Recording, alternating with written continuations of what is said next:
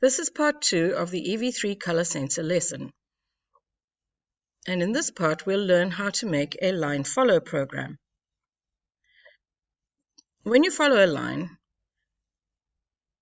for the technique we're going to learn with one color sensor, you've got to choose which side of the line to follow. You can follow the left side of the line or the right side of the line. In this diagram, we're following the right side of the line.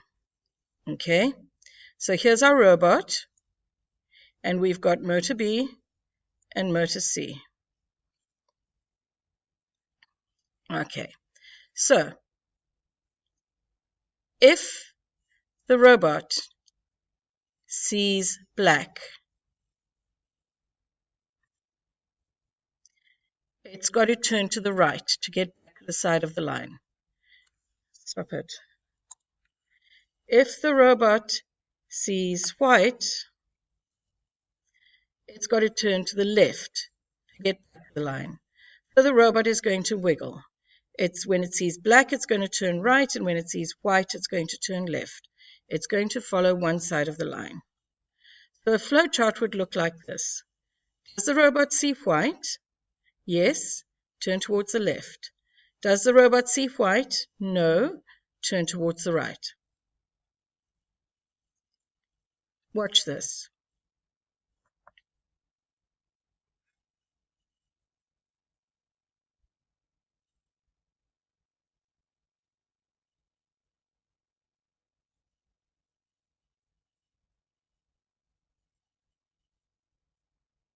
Okay, there are other ways to program this.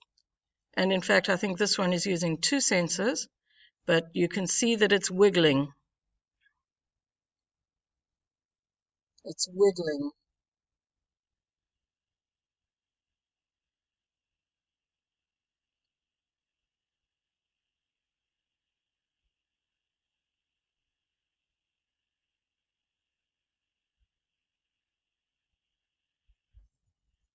Okay, so your robot is going to wiggle even more than that because we're only using 1 sensor.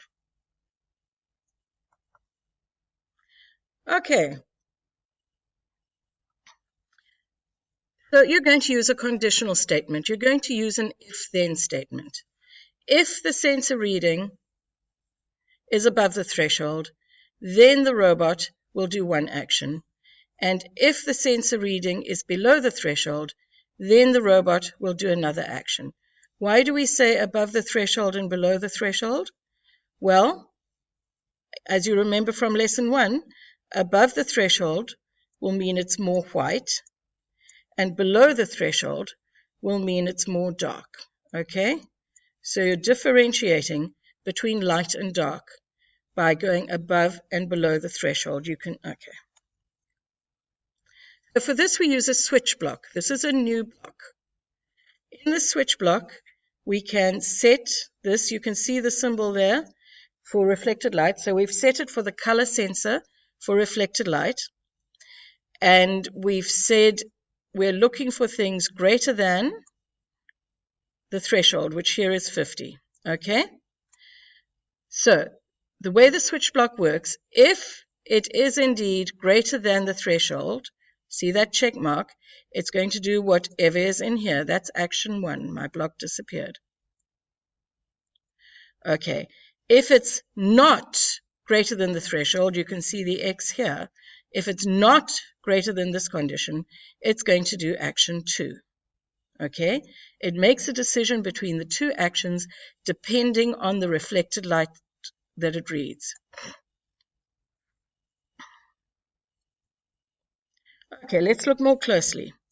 So here we've got action 1, and we've enlarged it here.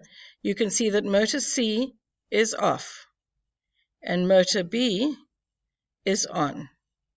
Motor C is off and motor B is on, so it's going to, remember the pivot turn, it's going to turn towards motor C, which in this case it's making a left turn because we've got motor C on the left. Action 2 is the opposite. Here we've got motor B being off and motor C being on. Okay, so in this case, it's going to, think of the pivot turn again, it's going to turn towards motor B. And in this case, it's a right turn. It all depends on the way you've wired your robot, which way it turns, okay? But it's turning, depending on the light level, it's turning in a different direction. Okay, so robot will do the upper side if it sees a value above the threshold, and it'll do the lower side if it's less than the threshold. That's the way we've set this one up. It all depends on the symbol we put in here.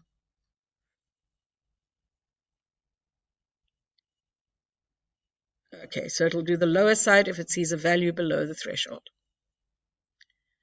Okay, so if the light sensor reads 54, the first thing we do is we look at the threshold.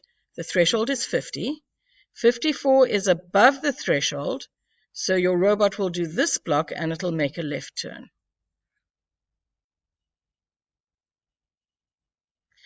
Now we're also going to add a loop block. Here's our loop block around our switch block, which allows the loop block allows your robot to perform the same set of actions over and over again, and we've set this one to go forever. Why would you want to run the same behavior many times? Think about it for a moment.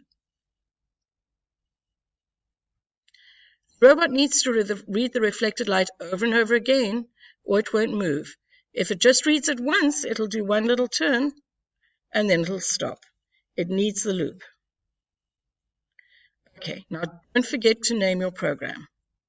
Call it something you're going to recognize. Double-click where it says program and type the new name in.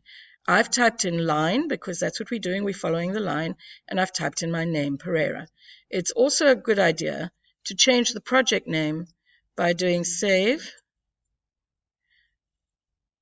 project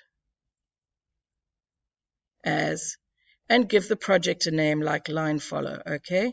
Then it'll be much easier to find on your robot. You've probably got 15 things called project. Add a loop, because you want the actions you put in to repeat over and over again. Add a switch block or conditional, because the robot must do different actions depending on the light level it perceives. You need to check the reflected light level on the black and on the white. So what you do is you go to the view menu on the robot, make sure that you are using the port that the light sensor is plugged into. Go check what number it reads over the black line. So you put the robot on the black line and you read the number. Then you put the robot over the white part and you read the number. And you find the average of these two numbers. That is your threshold.